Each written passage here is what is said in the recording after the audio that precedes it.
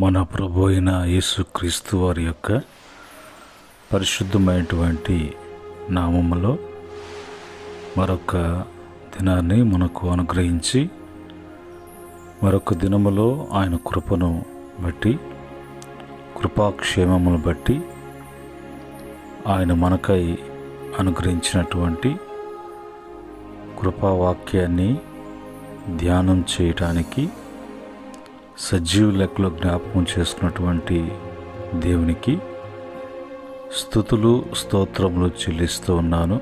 అలాగనే ప్రతిరోజు కూడా దేవుని యొక్క వాక్యాన్ని వింటూ బలపడుతూ దేవుని అనుసరిస్తూ వర్ధిల్లుతున్నటువంటి బిడ్డలకు ప్రభు పేరిట వందనములు, ప్రభు పేరిట శుభములు తెలియచేస్తూ ఉన్నాను. ప్రియమైన దేవుని బిడ్డలారా, తిరిగి మరొక కృపావాక్యాన్ని మనం ధ్యానం చేయటానికి వాక్యాన్ని చదువుకొని ప్రార్థనాపూర్వకంగా మనం ధ్యానం చేద్దాం. సామెతల గ్రంథము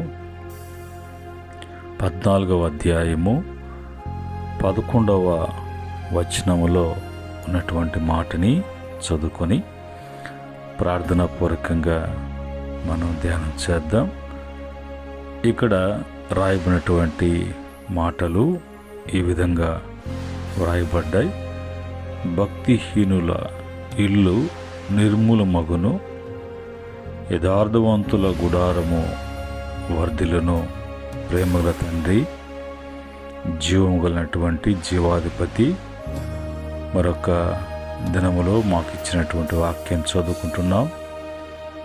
ఈ వాక్యంలో ఉన్నటువంటి మాటలను, అందులో ఉన్నటువంటి అర్థాలను, వివరణను ప్రతి హృదయానికి, ప్రతి ఒక్క ఆత్మీయ జీవితానికి యందు బలపడటానికి, ఫలించడానికి బిడలకు కావలసినటువంటి కృపను కలిగి ఉండటానికి సహాయం చేయమని యేసుక్రీస్తు నామములో అడిగి వేడుకుంటున్నాము తండ్రి, ఆమేన్.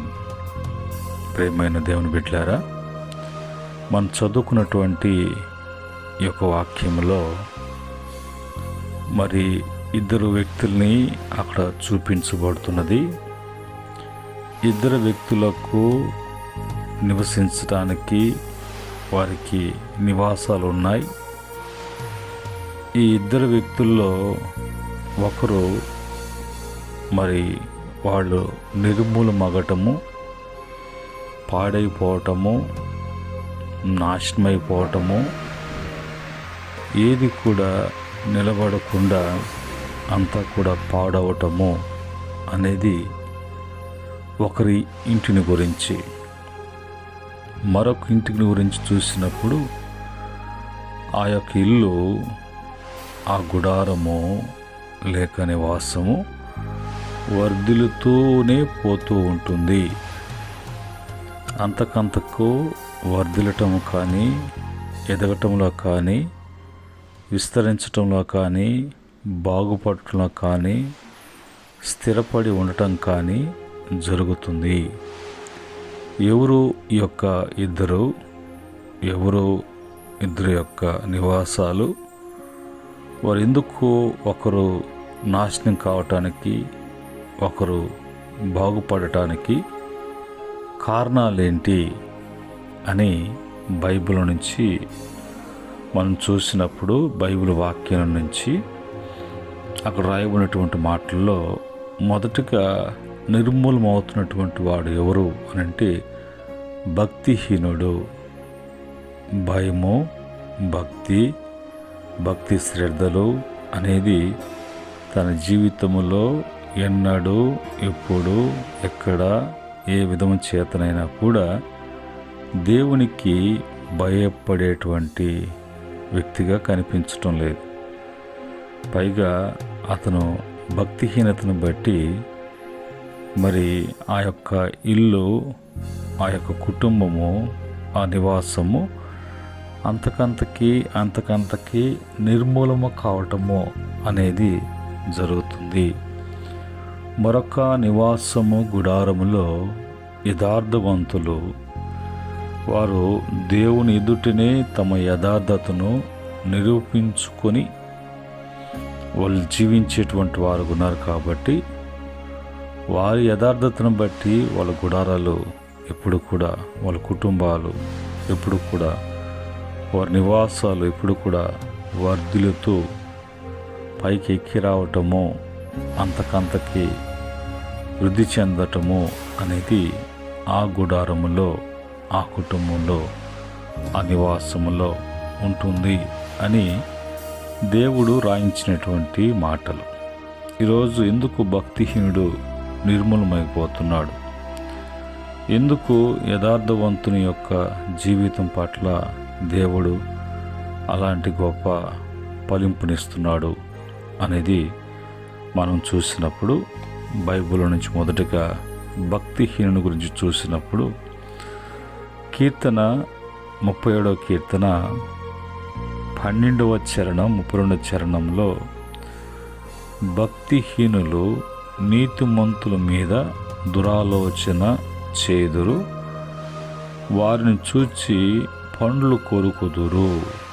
భక్తిహీనుడుకున్నటువంటి స్వభావము నీతిమంతుడైనటువంటి వాని మీద, నీతిమంతుడైనటువంటి యథార్థవంతుడు, ఎందుకంటే వాని యొక్క క్రియలు, మాటలు, ప్రవర్తన అంతా కూడా నీతి కలిగినటువంటి వారుగా ఉంటారు. కాబట్టి అలాంటి వారి మీద అలాంటి లక్షణాలు లేనటువంటి వాడు, అలాంటి భయం లేనటువంటి వాడు, అలాగ ప్రవర్తించినటువంటి వారు ఆ నీతిమంతులైనటువంటి యథార్థవంతులను చూచి వాళ్ళ మీద దురాలోచన చేయటము, అంటే వారి పట్ల వాళ్ళకున్నటువంటి ఆలోచన అనేది ఏదో ఒక విధంగా వారిని ఏదో చెయ్యాలి అన్నట్టుగా, పైగా వారిని చూసినప్పుడంతా కూడా పండ్లు కొరికేటువంటి వారుగా, ఆ కోపము, ఆ క్రోధము, వాటి వెనుకున్నటువంటి ఈర్ష్య, అసూయను బట్టి ఆ క్రోధాన్ని అంచుకుంటూ, ఆ క్రోధాన్ని చూపించటానికి తగినటువంటి కారణాలు లేక ఆ యొక్క పళ్ళు కొరకటము అనేది జరుగుతుంది. కనుకన ఈ యొక్క నీతిమంతులకి అలాంటి ఉద్దేశం లేదు. వాళ్ళు నీతిగా ఉంటారు. ఇతర పట్ల వాళ్ళ యొక్క ప్రవర్తన, వాళ్ళ యొక్క స్వభావము, లక్షణాలు మంచిని కోరుకొని మంచిగా ఉండటము అనేది జరుగుతుంది. కాబట్టి వారి జీవితాలలో ఎప్పుడు కూడా మంచి అనేది ఉంటుంది. వీరి జీవితాల్లో మంచి అనేది లేదు. కాబట్టి వారి జీవితాల్లో నిర్మూలం కావటము, అలాంటి వారు ప్రాంతానికే, ఊరికే, జిల్లాకే అది సిగ్గు తెచ్చేటువంటి పనులు, అవమానం కలిగించేటువంటి పనులే నలుగురు నోళ్ళల్లో నానేటువంటి పాడు పనులు చేస్తారు. కాబట్టి వారిని పుట్టించినటువంటి దేవునికి, వారిని పోషిస్తున్న దేవునికి ఎప్పుడు కూడా కీర్తి తెచ్చిపెట్టేటువంటి వారు కాదు. కాబట్టి వారి విషయంలో దేవుడు నిర్మూలించాలని ఆలోచన చేస్తున్నాడు. రెండవదిగా వారి యొక్క స్వభావం గురించి చూసినప్పుడు కీర్తన 58వ కీర్తన 3వ చరణంలో తల్లి కడుపున పుట్టిన మొదలుకొని భక్తిహీనులు విపరీత బుద్ధి కలిగి ఉందరు, పుట్టిన తోడనే అబద్ధమాడుచు తప్పిపోవుదురు. తల్లి గర్భములో నుంచి వారు పుట్టినప్పటి నుంచే వాళ్ళ యొక్క బుద్ధి, విపరీతమైనటువంటి బుద్ధి, పుట్టిన తోడనే అబద్ధాలు చెప్పటానికి, అబద్ధాలు చెప్తూ తప్పిపోవటానికి దారి తీసేసినటువంటి భక్తిహీనుని యొక్క జీవితము అలాగా ఉంది. కాబట్టి తప్పిపోవటం కానీ, తొలగిపోవటం కానీ కారణం వారి యొక్క ఉన్నటువంటి లక్షణాల్లో ఒక లక్షణం అబద్ధం ఆడేటువంటిది.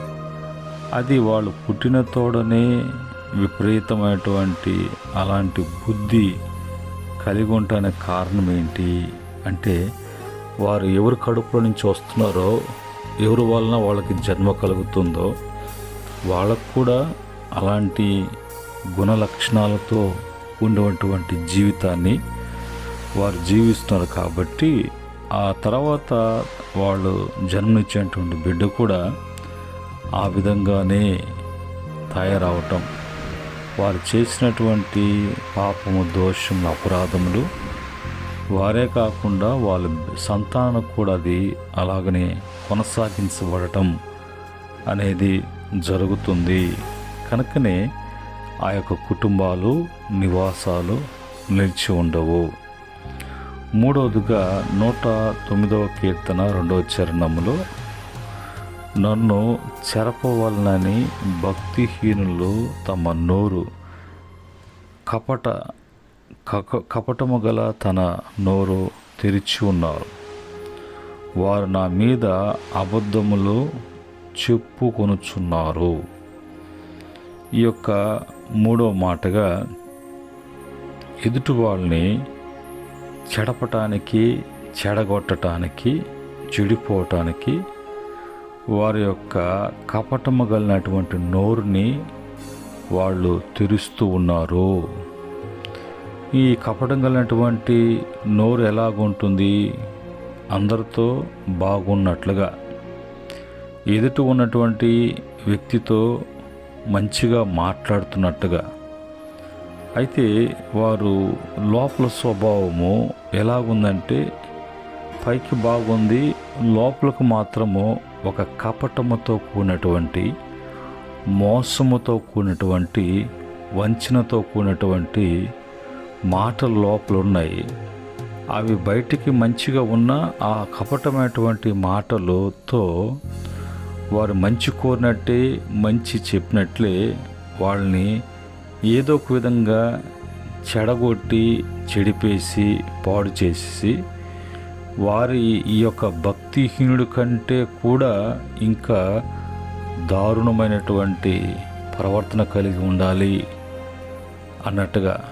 అలాగున్నప్పుడు వీడు మంచివాడవుతాడు, వీడి ద్వారా చెడగొట్టబడినటువంటి వాడు చెడ్డవాడవుతాడు అనేటువంటి కపటమైనటువంటి మనసు కలిగి, కపటమైన మనసు ఉంటేనే ఆ మనసును బట్టే ఆ మాట, ఆ నోరు తెరవడం, ఆ మాట మాట్లాడడం, పైగా వాళ్ళు చెప్పేటువంటి అన్నీ కూడా అబద్ధాలతో కూడినటువంటివిగా ఉంటాయి. కాబట్టి అలాంటి వారి యొక్క నివాసములు చెడగొట్టబడతాయి. లేదంటే వాళ్ళు ప్రవర్తన తగ్గట్టే వాళ్ళ కుటుంబాలను వారే నాశనం చేసుకునేటువంటి వారుగా ఉంటారు. అయితే మరి యథార్థవంతులైనటువంటి వారు,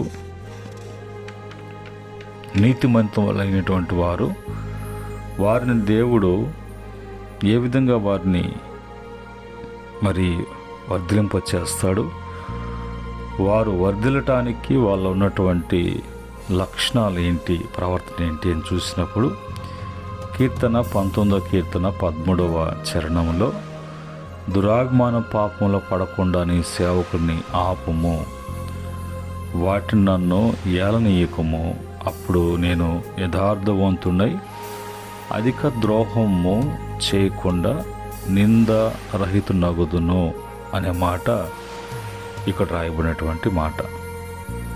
ఇక్కడ మనము మరి అతని యొక్క లక్షణం ఏంటంటే, పాపము చేయటానికి ఇష్టపడలేదు, దేవుని కంటే అధికముగా ఏది కూడా కోరుకోవట్లేదు.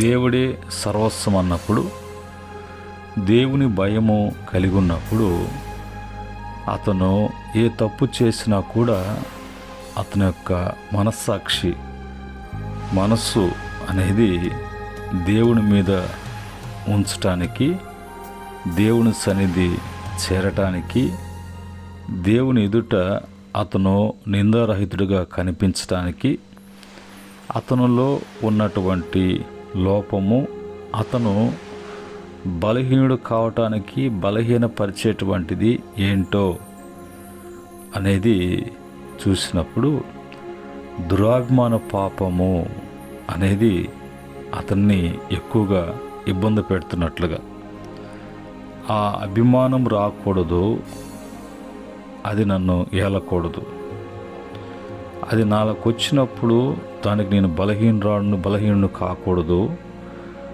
బలహీనుడైతే దాన్ని బట్టి అది నన్ను ఏల్తుంది, అది ఏలటం అంటే నేను దాని కింద ఉన్నట్టు, దానికి దాసోహమైనట్లు, అది ఎట్ట చెప్తే అట్లాగా నడుచుకోవటము అన్నట్టుగా ఉండకూడదు అని ప్రభు సన్నిధిలో ప్రార్థన చేసుకుంటూ తనకున్నటువంటి తనని ఇబ్బంది పెడుతున్నటువంటిది ఏదో ప్రభు ఎదుగు తీసుకుని వచ్చి దాన్ని ఒప్పుకోవటం, దాని విషయంలో పరిష్కారం ఏంటో ప్రభు సన్నిధిలో ఆలోచన చేయటం, అలాగా చేసుకొని అలాగ చేసి అతను మరి ఎలాంటి ద్రోహాలు చేయకుండా, ద్రోహం జరగకుండా అతను నింద లేనటువంటి వాడుగా ఉండటానికి, అటు జీవితము ప్రభుకు అది ప్రీతికరంగా ఉండటానికి, అలాగా ఉండి చేసి కప్పుకోవటం కంటే చేయకుండా అది చేయించేటువంటి బలహీనతలో తీసుకుని వస్తుంది ఏంటో గ్రహించి దాన్ని ఒప్పుకొని విడిచిపెట్టటము, దాన్ని అసహించుకోవటము, దానికి దూరం కాబడటము అనేది యథార్థవంతుని యొక్క లక్షణం. అందును బట్టి ఆ కుటుంబం ఎప్పుడు కూడా వర్ధిల్లుతూనే ఉంటుంది. రెండవదిగా 37వ కీర్తన 37వ చరణంలో నిర్దోషులను కనిపెట్టుము, యథార్థవంతులను చూడము, సమాధానపరచు వారి సంతతి నిలుచును, కానీ ఒక్కడైనను నిలవకుండా అపరాధులు నశించుదురు. నిర్దోషులు అంటే ఏ తప్పు చేయనటువంటి వారు, తప్పు లేనటువంటి వారు, వారిని కనిపెట్టుము, అలాగనే చూడుము, యథార్థవంతులను చూడము. ఇద్దరు కూడా పక్కనే పోలికలు. యథార్థవంతుడు ఎప్పుడు కూడా నిర్దోషం ఉండటానికి, నిర్దోషిగా ఉన్నవాడు ఎప్పుడు కూడా యథార్థంగా జీవించటానికి, ఇలాంటి వారి యొక్క మరి వారి యొక్క కుటుంబాలు ఎలాగుంటాయి అంటే వర్ధిల్తాయి. ఈ అనుభవం ఉన్నటువంటి వాళ్ళు ఎప్పుడు కూడా సమాధానంగా ఉంటారు, సమాధానపరిచేటువంటి వారుగా ఉంటారు.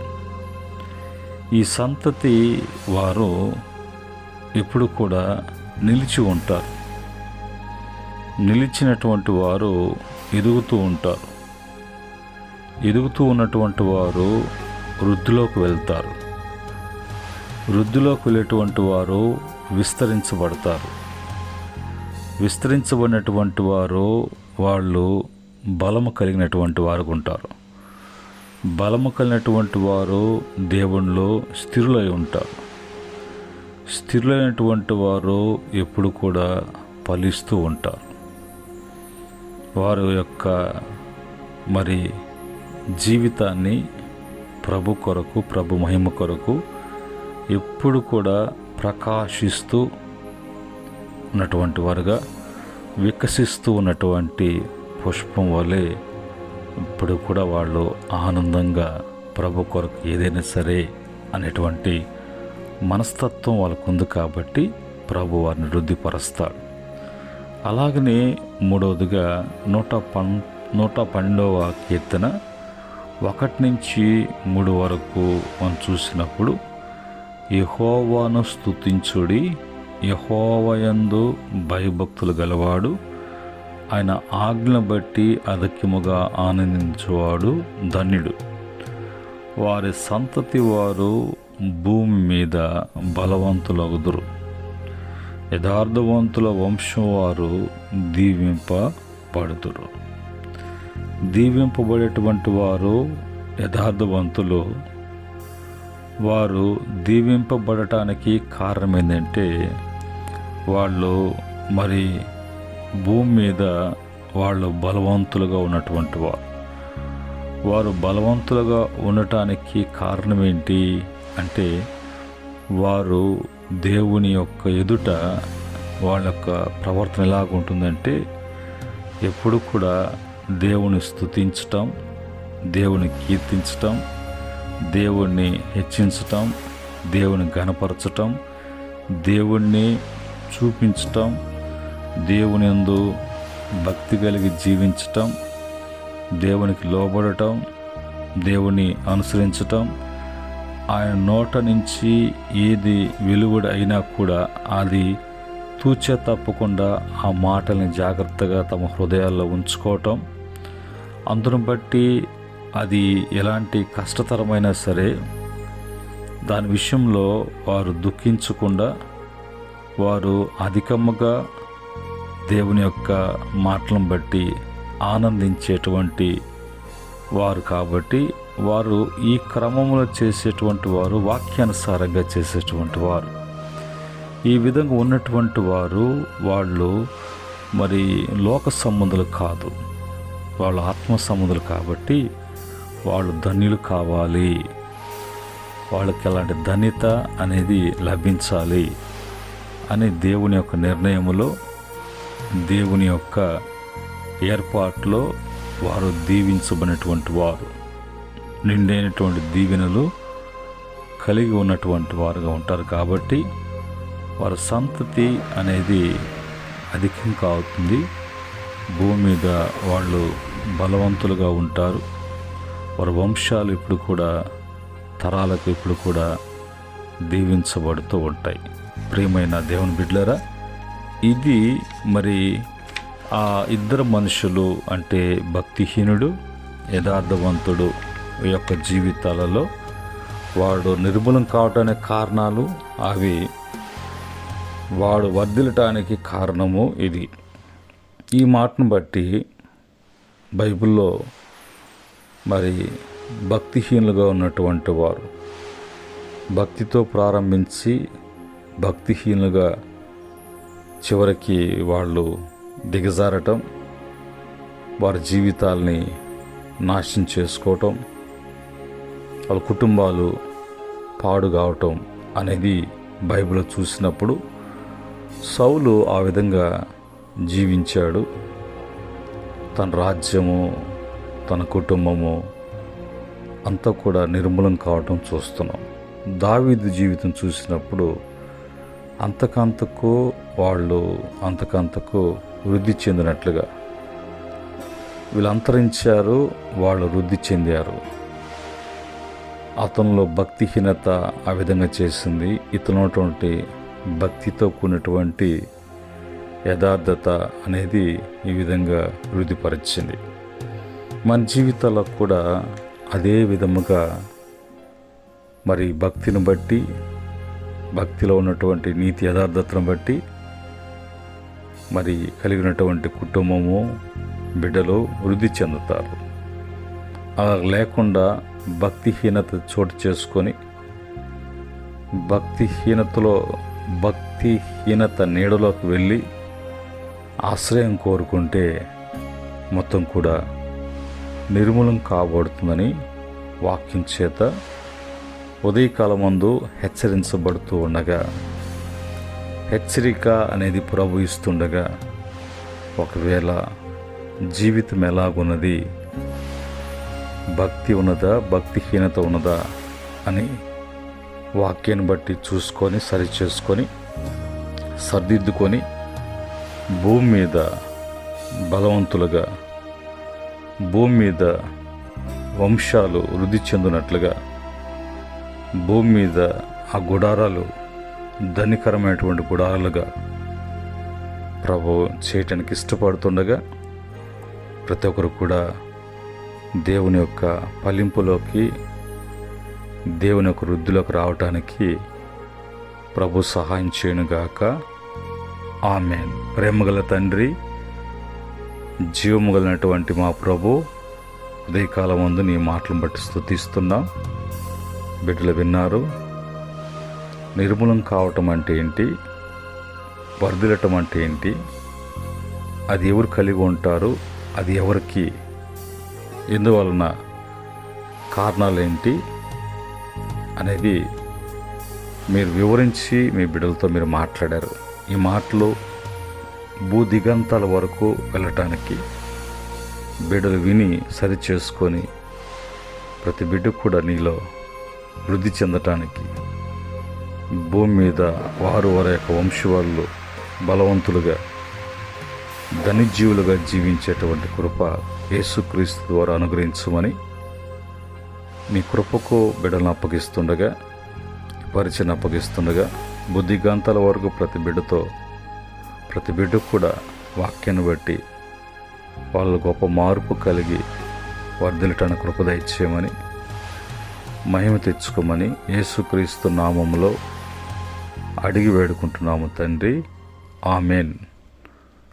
పరమందు తండ్రి యొక్క దివ్యమైనటువంటి ప్రేమ, ఆయన కుమారుడైనటువంటి యేసుక్రీస్తు వారి యొక్క శాశ్వత కృప, రాకడకు సిద్ధపరుస్తున్న పరిశుద్ధ ఆత్మ యొక్క నిత్య అన్యున సహవాసం, మాటలు వింటూ నేర్చుకుంటూ సరిచేసుకుంటూ ప్రభులో నిలిచినటువంటి బిడలకు, సకల పరిశుద్ధులకును ఆయన దాసులకును సదా తోడై ఉండి నడిపించునుగాక.